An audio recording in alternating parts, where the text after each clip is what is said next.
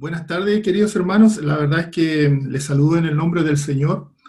Eh, la verdad es que desde la mañana que estoy muy gozoso y muy alegre, principalmente muy contento de poder tener esta oportunidad que se dio en un principio con muchas dudas de parte de mí, pero algo pasó desde el trayecto de nuestro taller de trabajo aquí a la cocina de la casa, que cambió mi espíritu y mi corazón y poder aceptar este desafío. La verdad que es un desafío tremendo porque no siempre es fácil hablar de la palabra de Dios y hacerlo de una forma correcta, no incorrecta, sino que correcta.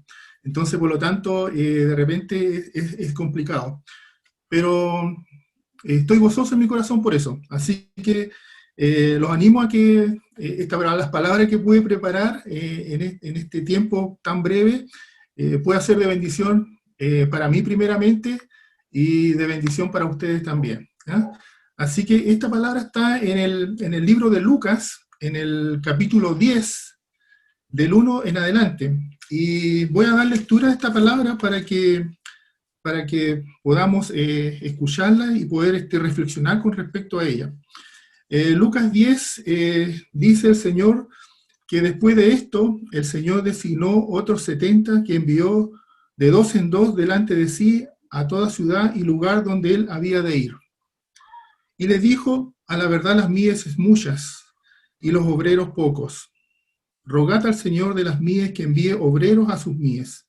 Id, os envió como corderos en medio de lobos.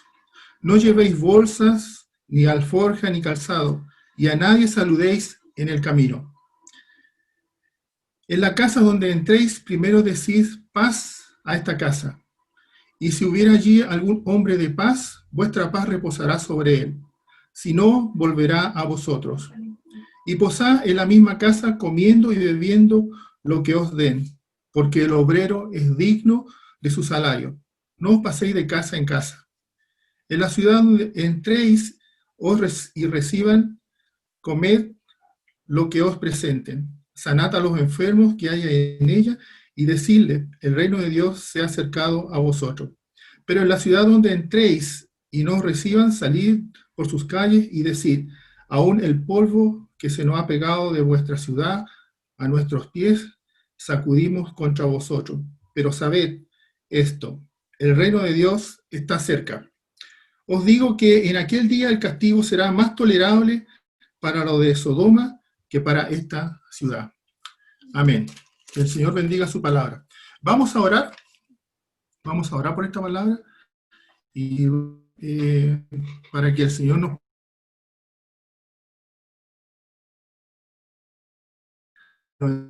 entregue la sabiduría y el entendimiento de esta palabra. Démonos, damos gracias y lo hacemos a través de Cristo Jesús, que es nuestro Señor y nuestro Salvador. Te damos gracias primeramente por la vida, por la salud, Señor. Te damos gracias también porque nos has dado un hermoso día. Te damos gracias, Señor, porque nos permite, Señor, reunirnos como hermanos, Señor, delante de tu presencia para manifestarte nuestro amor, nuestro gozo de poder estar, tenerte en nuestro corazón, en nuestra vida, Señor. Llénanos de ti, Padre Celestial. Necesitamos, Señor, tu fortaleza. Necesitamos, Señor, estar cada día pendientes, Señor, de tus bendiciones, de tu amor y de todo lo que tú entregas a nuestra vida, Señor. Llénanos, Señor Padre, que tu Espíritu Santo, Señor, rebose en nuestro corazón, Señor, que llene nuestro corazón, Señor, que nos dé la vida, Señor, en todo momento, Padre. Y gracias te doy por este grupo de hermanos que estamos juntos aquí para escuchar tu palabra. Oramos, Señor, a través de Cristo Jesús, nuestro Señor y Salvador. Amén. Amén. Bueno, hermanos, comenzando con la palabra. En el libro de Lucas, en el capítulo 9, en el versículo 51 específicamente, hay una palabra que dice Jesús que se afirmó en su voluntad de ir a Jerusalén. Le había sido revelado por el Padre que su tiempo estaba acortando en este mundo, se estaba acortando en este mundo, y que pronto sería llevado o quitado al cielo. En este contexto, la prontitud de proclamar su mensaje tiene suma urgencia. Y aún había muchos pueblos y lugares que no conocían de éste. Jesús se dirigió a sus seguidores para que fueran sus mensajeros, para preparar el camino para su ministerio. O sea, en el libro de Lucas nos da una pauta de qué es lo que el contexto y qué es lo que estaba sucediendo y hacia dónde iba Jesús. La palabra dice que él en su corazón vino esta voluntad del Señor de ir a Jerusalén. Y en ese contexto es que llama a estos 70 seguidores o discípulos que tenía el Señor para preparar el camino para su ministerio. Esto nos recuerda y nos hace ver que había un grupo grande de seguidores interesados en el mensaje de Jesús, más allá de los 12 que eligió como discípulos y apóstoles. De este grupo mayor, Jesús designó a 70 para hacer este trabajo misionero, antes de llegar a Jerusalén. En este contexto podemos ver dos razones, entre muchas más, por la cual eligió a 70, y ambas las podemos encontrar en el Antiguo Testamento. La primera en Éxodo 24, en versículo 1 y 9, donde dice la palabra que el pueblo prometió obedecer a Dios. O quizá esta conexión está en el libro de Números 11:25, que dice que Dios tomó del espíritu que estaba en él y los puso en los 70 ancianos. También nos comunica la palabra que los envió de dos en dos. Esto para enseñarles la necesidad de confiar el uno del otro, para que puedan consolarse y apoyarse mutuamente en la misión tan difícil encomendada de predicar en cada ciudad y lugar donde pasaría el maestro. Usando una analogía de un campo fértil, Jesús explicó el por qué sentía urgencia en masificar su obra. Él consideró a la multitud de la humanidad como un campo listo para sembrar el mensaje. Pensó en la gran necesidad existente y lo vio como una oportunidad. Con la imagen sugerida por Jesús, podemos decir que el campo misionero en sí es amplio, como también el trabajo de sembrar.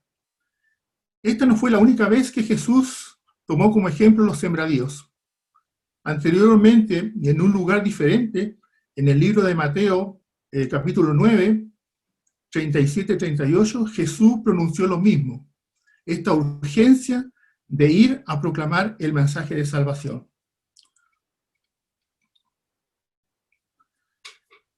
Esto sigue siendo cierto en el día de hoy. Debemos tenerlo como nuestro estos principios anunciados por Jesús a los 70. Cabe una pregunta. ¿Puedes imaginar la angustia de un agricultor cuando mira sus campos que están listos para sembrar y no hay trabajadores para realizar la faena? Es una agonía, es una desesperación. Ese es el grado de preocupación que llenó el corazón de Jesús cuando miró las mies. Esto significa no solo que tiene que haber más trabajadores, sino también que los que participan en el trabajo deben tener el enfoque apropiado del mismo. Una siembra puede perderse si no hay trabajadores para tomar ventaja de la abundancia. Jesús nos advirtió que las oportunidades para satisfacer las necesidades humanas y llevar a la gente a su reino pueden ser desperdiciadas debido a la escasez de la mano de obra. El Señor les mandó a orar. El trabajo que había delante de ellos era grande y no podía llevarse a cabo sin oración. Clamar al Señor de las mies que envíe obreros a sus mies.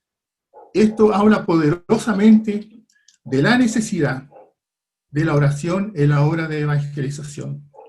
Jesús les mandó a ir, porque Dios los usaría para responder a sus propias oraciones.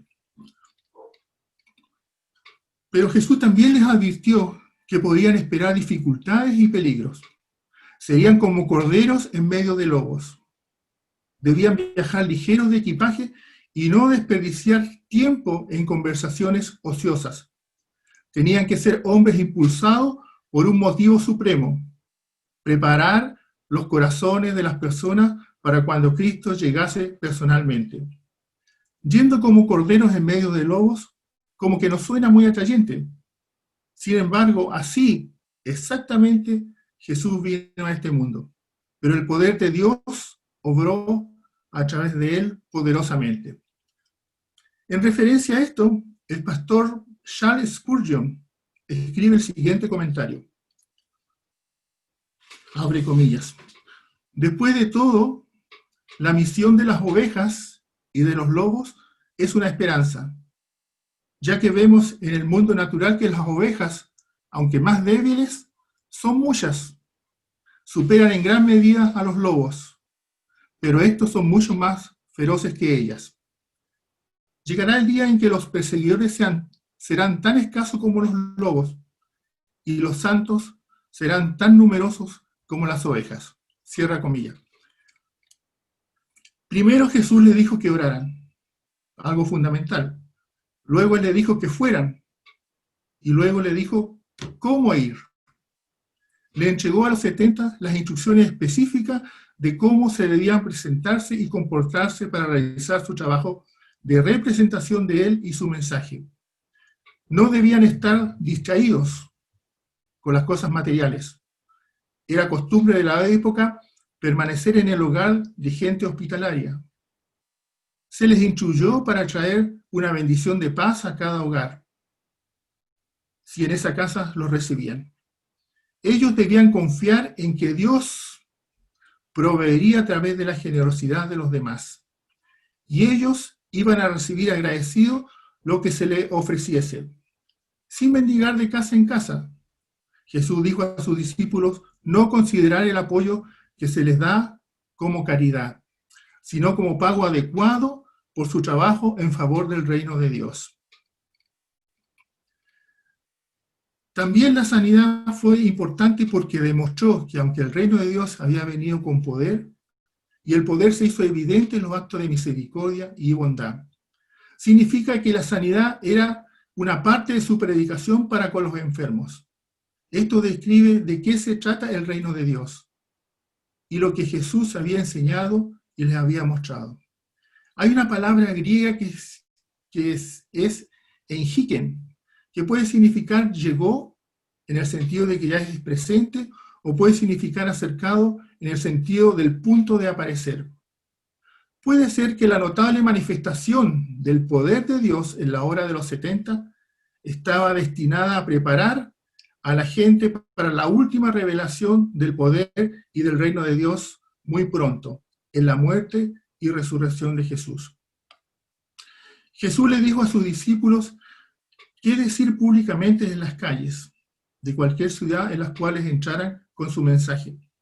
Nuestro Señor habló solemnemente sobre la gravedad de rechazar a los mensajeros enviados por Él, porque rechazarles a ellos equivalía a rechazarle a Él.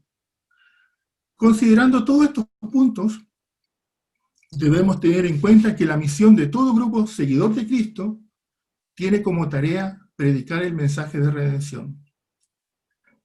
Estamos en una época muy especial, donde las necesidades y el campo está enfrente nuestro, tal como lo veía el Señor, fértiles y listos para sembrar. Pero tal como relata el pasaje, faltan trabajadores para esta siembra. Los campos están esperando, y nuestro peor error sería ver cómo se pierden estas praderas fértiles. Hoy se oye con bastante frecuencia la frase, rogad al Señor de las mies que envíe obreros a sus mies, como si el Señor estuviera contemplando el mundo preparado para la cosecha, y nuestra misión fuese la de ocuparnos en recogerla, cuando la preocupación actual es la de sembrar. Si has visto alguna vez trabajar a un labrador, sabes que hay una gran diferencia entre sembrar la semilla y recoger la cosecha. Una vez que haya madurado la semilla, alguien podría decir, sí, pero el Señor dijo que las mies eran muchos y los obreros pocos. Tenemos que recordar dónde estaba Jesús cuando pronunció esta declaración. En aquel momento se encontraba de este lado de la cruz. En una época estaba llegando a su fin. Al final de cada época hay un juicio que incluye una cosecha. Y la época misma es el tiempo apropiado para la siembra de la semilla. Es posible pensar que en la actualidad estamos sembrando semillas y que al final de esta época tendrá lugar una cosecha. En la parábola del trigo y la cizaña en Mateo 13:30, el Señor dijo: es mejor dejarlos crecer juntos hasta la siega. Entonces mandaré a los segadores a recoger primero la mala hierba y atarla en manojos para quemarla, y luego guarden el trigo en mi granero. Mi responsabilidad y ocupación es sembrar la semilla, que es la palabra de Dios. Y esta es también la tarea de cada uno de ustedes.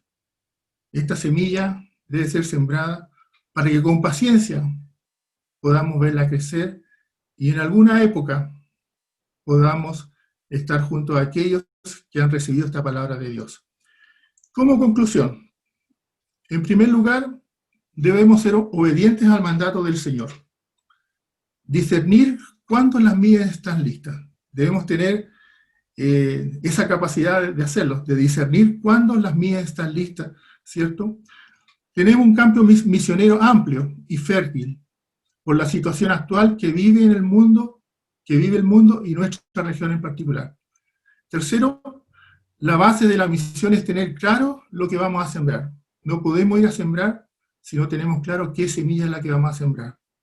Y cuarto, la oración es la parte fundamental para comenzar estos proyectos, ya que de esta manera, fortalecidos y guiados de la mano del Señor, encontraremos victoria.